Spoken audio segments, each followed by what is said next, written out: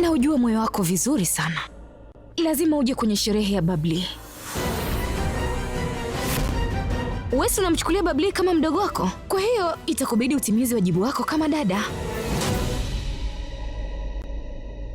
Unajua mama mkubwa, Pari amekuwa akinisaidia sana zamani. Acha kudanganya.